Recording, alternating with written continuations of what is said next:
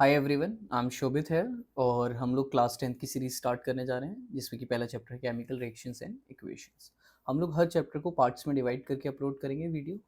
और ये बेसिकली एक रिवीजन ओरिएंटेड सीरीज होने वाली है।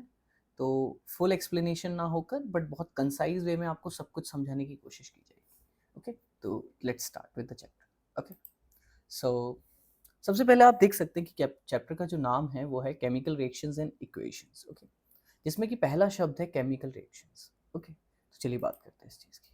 जैसे कि आप स्क्रीन पे देख पा रहे होंगे, यहाँ पर मैंने आपको दो टाइप के चेंजेस शो किए। एक है फिजिकल चेंज और एक है केमिकल चेंज।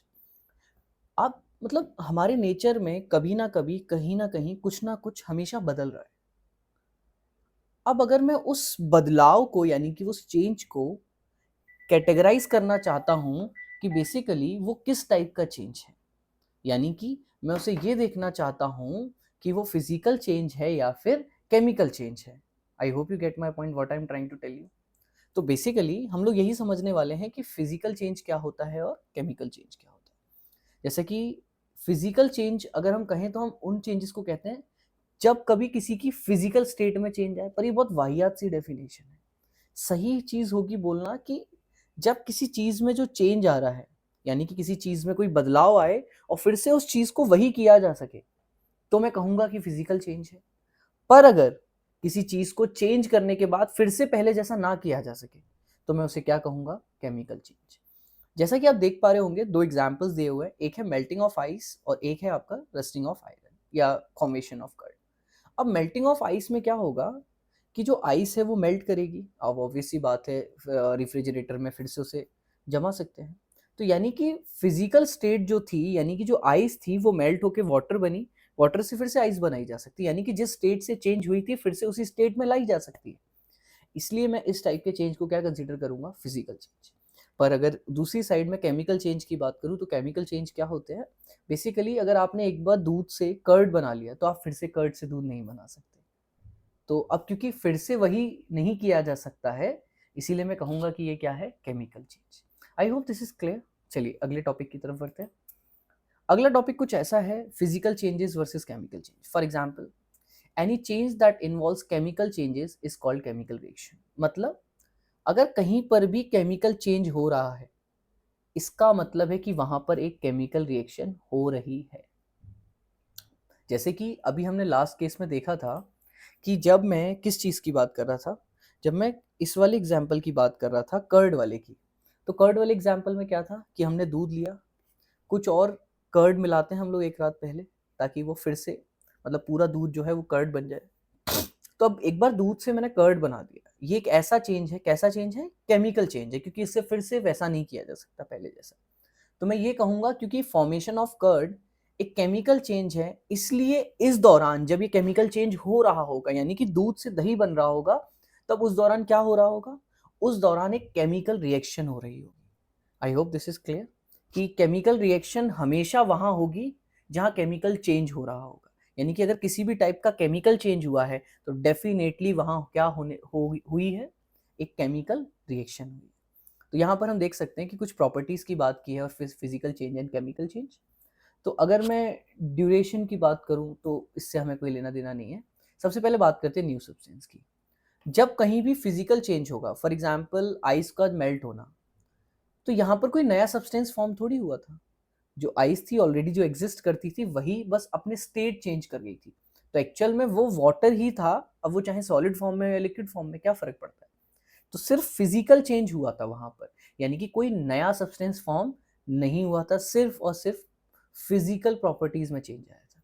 उसी जगह अगर मैं न्यू सब्सटेंस वाली बात को देखूं कि भाई केमिकल चेंज के रेस्पेक्ट में क्या है, तो क्या बोल रहा है वो कि new substances formed with different properties, यानी कि जब भी कहीं केमिकल चेंज होगा तो पक्का न्यू सब्सटेंस फॉर्म होने जा रहा है। आई होप इस बात में कोई परेशानी नहीं होनी चाहिए। अब बात करते हैं रिवर्सिबिलिटी की। मैंने आपको इस बेसिस पर ही समझाया था कि कोई भी चेंज फिजिकल चेंज होता है या केमिकल चेंज। तो कह रहा है कि भाई रिवर्सिबिलिटी के बेसिस पर reversible bye simple physical methods, अगर किसी को बहुत इजी तरीके से फिर से वैसा ही बनाया जा सके जैसा वो हुआ करता था, तो मैं कहूंगा कि वो क्या है? एक टाइप का फिजिकल चेंज है। ओके, लेकिन अगर किसी को फिर से रिवर्स नहीं किया जा सके फिजिकल मेथड्स के बेसिस पर, है ना, तो हम लोग कहेंगे कि वो क्या है, एक केमिकल चेंज है। एनर्जी के बेसिस पर अगर हम बात करें फिजिकल चेंज या केमिकल चेंज की, तो एनर्जी मे और मे नॉट चेंज। तो बेसिकली कोई जो सब्सटेंस है जिसमें हम फिजिकल चेंज ला रहे हैं, उसकी एनर्जी चेंज हो भी सकती है और नहीं भी हो सकती है। पर लेकिन जब भी केमिकल रिएक्शन होगी, एनर्जी या तो रिलीज होगी या एब्जॉर्ब होगी। यानी कि कोई भी चेंज आने जा रहा है, यानी कि कोई भी केमिकल रिएक्शन जब होगी, तो या तो वो एनर्जी रिलीज कर रही होगी, यानी कि उस रिएक्शन में कुछ ऐसा हो रहा होगा कि एनर्जी निकलेगी। यानी कि मान लेते हैं कि मैंने दो चीजों को मिलाया, अब वो चीज ही, अब उसने क्या किया, आसपास के टेम्परेचर को बहुत हाई कर दिया, यानी कि गर्मी कर दी।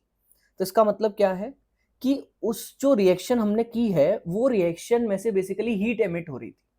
यानी कि जो एनर्जी है वो हीट की फॉर्म में निकल रही थी। अब हीट की फॉर्म में निकले या किसी और फॉर्म में निकले, एनर्जी तो निकल रही है ना। ऐसे ही कुछ और रिएक्शंस होती हैं जहां पर एनर्जी, अब वो या हीट की फॉर्म में हो, लाइट की फॉर्म में हो, वहां पर क्या होती हैं, एब्जॉर्ब होती हैं। आई होप आपको ये समझ आ रहा हो कि हमने कुछ बेसिस पर, बाकी आप स्क्रीनशॉट लेकर बाद में पढ़ सकते हैं या मैं आपको नोट्स प्रोवाइड कर सकता हूँ अगर आप मुझे टेक्स्ट करेंगे तो। ओके, चलिए आगे बढ़ते हैं। ये टॉपिक हम थोड़ा सा बाद में करने जा रहे हैं, अभी के लिए हम थोड़ा सा आगे बढ़ते हैं।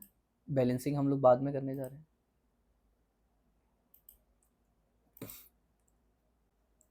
ओके, इससे पहले हम लोग कुछ और इंपॉर्टेंट बातें समझते हैं।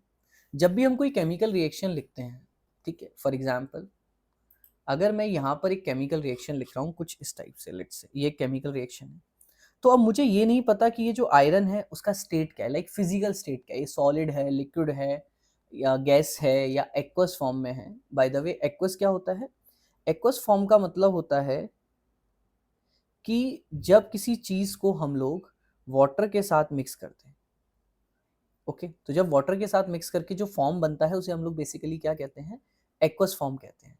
तो सर लिक्विड फॉर्म क्या होता है, लिक्विड फॉर्म का मतलब होता है किसी चीज की एक्चुअल स्टेट को ही बदल देना। जैसे कि अगर मान लीजिए मैं चीनी लेता हूँ, चीनी को हीट करना शुरू करूँ, तो चीनी को हीट करते करते करते करते एक समय आएगा जब चीनी जो है वो चाशनी में बदल जाएगी। तो चाशनी जो है वो बेसिकली लिक्विड फेज है, ओके। लेकिन उसी जगह में चाशनी की पानी में अगर मैंने चीनी को डिसॉल्व कर लिया है, तो वो किस चीज का एग्जाम्पल होगा, एक्वस फेज का एग्जाम्पल होगा, ओके। तो यही सब बातें हम लोग करने जा रहे हैं। तो आप देख सकते हैं कि सबसे पहली फिजिकल स्टेट या कंडीशन जो हम लिखते हैं वो है सॉलिड। सॉलिड को एस से रिप्रेजेंट किया जाता है, लिक्विड को एल से, गैस को जी से, या फिर एक एरो बनाते हैं हम लोग। वाटर सॉल्यूबल सब सॉल्यूशन यानी कि एक्वस जो मैंने अभी बात की है। प्रेसिपिटेट, इसकी हम जल्दी ही आगे बात करने जा रहे हैं, जिसके लिए डाउन एरो यूज करते हैं हम लोग। टेम्परेचर, प्रेशर या कैटलिस्ट, ये भी हम लोग मेंशन करते हैं। जब हम हीट की बात करते हैं तो हम कुछ एक इस टाइप का छोटा सा ट्राइंगल बनाते हैं, जिसको हम लोग बोलते हैं डेल्टा। इसका मतलब ये होता है कि इस जगह पर हीट दी गई है रिएक्शन, है ना। ये तो बहुत बेसिक सी बातें हैं बच्चों जैसी, पर हम आगे बढ़ते हैं। चलिए भाई, अब जैसे कि आप देख सकते हैं जो पहली रिएक्शन लिखी है वहां पर आयरन लिखा हुआ है। तो आयरन का जो फिजिकल स्टेट है वो क्या है, सॉलिड है। वाटर का फिजिकल स्टेट क्या है, लिक्विड है। और आयरन ऑक्साइड जो भी है, फेरस ऑक्साइड, फेरिक ऑक्साइड, वो हम बाद में समझने जा रहे हैं, अभी मैं कुछ भी नाम नहीं ले रहा। यानी कि आयरन और ऑक्सीजन का मिला के एक जो कंपाउंड बना है उसका फिजिकल स्टेट क्या है, सॉलिड है। साथ ही साथ यहाँ पर इन्होंने कहा H2 जो बन रही है। अब H2 का मतलब होता है हाइड्रोजन गैस, तो इसलिए उन्होंने वो एरो बनाया या कि ये समझा सके कि हाँ भाई इस दौरान जो है वो H2 नाम की गैस जो है वो इवॉल्व हो रही है या निकल रही है उस जगह से। ठीक है, तो ये था आयरन प्लस स्टीम रिएक्शन। ये रिएक्शंस आपको सारी कुछ भी याद नहीं करनी है, सब मैं आपको डिटेल में एक्सप्लेन करने जा रहा हूँ, बट उससे पहले चलिए और समझते हैं। मेथनॉल फॉर्मेशन, जैसे कि कार्बन डाइऑक्साइड जब H2 से रिएक्ट करेगा तो क्या बन रहा है, CH3OH बन रहा है। ठीक है भाई, अब उसने बताया कि भाई ये एटमॉस्फेरिक प्रेशर कुछ होता है। फिर साथ ही साथ ये रिएक्शन आप देख सकते हैं, ये फोटोसिंथेसिस की रिएक्शन है जहाँ पर 6CO2 plus 12H2O with give 6C6H12O6 CO2 plus 6H2O। तो ऐसी सब चीज़ों की हम लोग बात करने जा रहे हैं, है ना भाई। चलिए अगली रिएक्शन की, अगले टॉपिक की तरफ बढ़ते हैं, जो कि है types of chemical reaction, the most important thing. और यहाँ से पक्का क्वेश्चन कुछ ना कुछ बनते हुए नजर जरूर आते हैं। चलिए थोड़ा सा आगे बढ़ते हैं, चलिए कंटिन्यू करते हैं हमारा टॉपिक। तो आप जैसा कि यहाँ पे देख सकते हैं कि सबसे पहली जो रिएक्शन है वो है combination reaction, then decomposition reaction, displacement reaction, double displacement reaction, oxidation reaction, reduction reaction, redox reaction, precipitation reaction, exothermic reaction and endothermic reaction. Okay, तो चलिए थोड़ा और समझने की कोशिश करते हैं आगे एक एक करके इन रिएक्शंस को। जैसा कि सबसे पहली रिएक्शन है कॉम्बिनेशन रिएक्शन। अब कॉम्बिनेशन रिएक्शन का मतलब क्या होता है?